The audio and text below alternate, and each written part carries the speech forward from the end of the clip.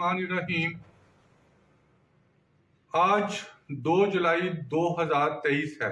मुझे वो दिन याद है जब 2 जुलाई 2019 था। इस रोज मौजूदा वजीर दाखिला राना सनाउल्लाह को गिरफ्तार किया गया। और किसने गिरफ्तार किया? क्योंकि मुझे 2-3 रोज पहले उनसे मुलाकात हुई सऊदी अरब में, तो 2 जुलाई का जिक्र तो नहीं हुआ, लेकिन मैंने प्रोग्राम तो मुफ्त हाजियों पे करना था, जिनमें हमारे दोस्त सहाफ़ी, सियासतदान, सदर साहब और सदर साहब के साथ 20 फौजी भी शामिल हैं, लेकिन इसको कल पे डाला है। आज 2 जुलाई नॉरकोटिक्स मेरे सामने बना एक अदारा डीजी नॉरकोटिक्स जनरल सलाउद्दीन त्रिमजी की सरबराही में। 1992 की बात है या 93 की।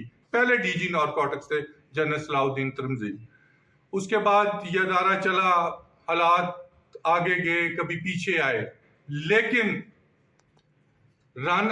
कम to the interior minister, sitting interior minister, इनको गिरफ्तार किया गया और इन पर इल्जाम लगाया गया कि इनके गाड़ी में से 5 किलो हीरोइन निकली है।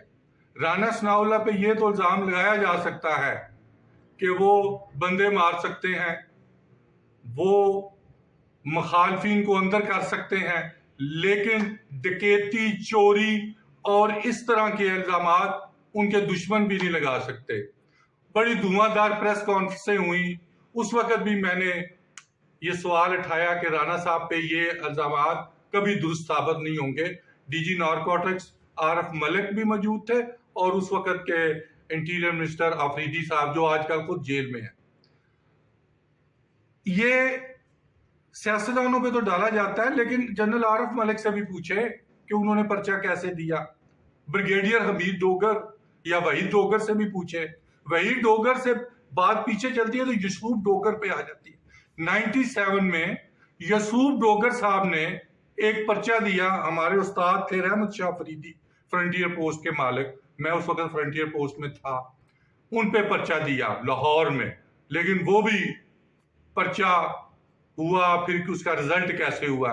जनरल सलाउद्दीन त्रिमजी साहब अभी जिंदा हैं, उनसे पूछ सकते हैं कि जनरल सलाउद्दीन त्रिमजी पे कितना प्रेशर था मियां नवाज शरीफ का when he was DG narcotics, कि आसफ जरदारी पे पर्चा दिया जाए नारकोटिक्स का जब बीबी की गवर्नमेंट हुई। लेकिन जनरल त्रिमजी ने स्टैंड लिया। ऐसे स्टैंड फौजियों को लेने पड़ते हैं। लेकिन जनरल मुश्ताक ने, जो इनके बाद में आए, उन्होंने स्टैंड नहीं लिया। यूसुफ डोगर के जरिए पर्चा रहमत शाह फरीदी पे दे दिया। इसी तरह ये पर्चे भी हुए। तो राना सनाउल्लाह साहब को चाहिए कि जहां वो ये ट्रायल करते हैं कि मेरे पे पर्चा इमरान खान ने दिया, इमरान खान ने तो दिया, वो प्राइम मिनिस्टर थे, इंटीरियर मिनिस्टर भी उन्हीं का था, उनके नीचे भी एक लंबी लिस्ट है जो उनके नीचे काम कर रही थी। लेकिन एक वक्त वो भी था कि आसफ जरदारी ने जब नाहल हो गए यूसुफ रजा गिलानी, तो शहाबुद्दीन साहब को प्राइम मिनिस्टर के लिए अनाउंस कर दिया। तो जनरल इशफाक परवेज कियानी ने उस वक्त के डीजी नॉरकोटिक्स में जनरल शकील के जरिए छापा मारा मिनिस्टर कॉलोनी में शहाबुद्दीन पे, और उनको पीछे किया गया और राजा परवेज अशरफ को प्राइम मिनिस्टर बनाया गया। तो इस तरह की हरकतों सकनात, 1 केजी पे उम्र कैद की सजा है, 2 केजी पे आपको फांसी की सजा हो सकती है। इस तरह के पर्चे देने से दरेक करना चाहिए और इन अदारों को भी सोचना चाहिए कि पॉलिटिकल लोगों के कहने पे पर्चे ना दें। फिर आरिफ मलिक साहब बैठ के प्रेस कॉन्फ्रेंस कर रहे थे कि मैं इसको प्रूव करूंगा। वो किधर है?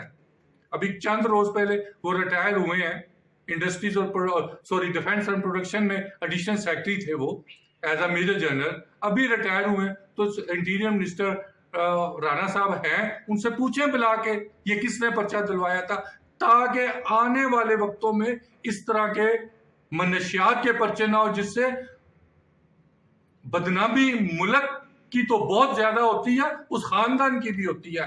तो अल्लाह मियाँ का एक करम है कि 2019 में जिन्होंने पर्चे दिए वो जेल में थे और जिन पे पर्चे हुए वो शाही मेहमान थे और हज कर रहे थे।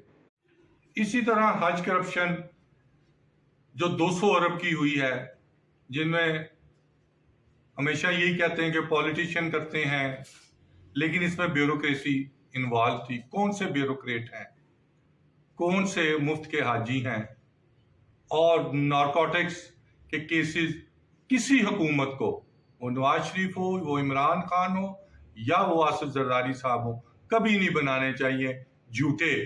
अगर सच्चे हैं तो जरूर बनाएं। और राणा साहब इस वक्त वजीर दाखिला हैं, उनको चाहिए इसको डिग आउट करें और एक बंदे को तो सजा दें ताकि आइंदा किसी पॉलिटिशियन पे इस तरह का पर्चा ना हो सके।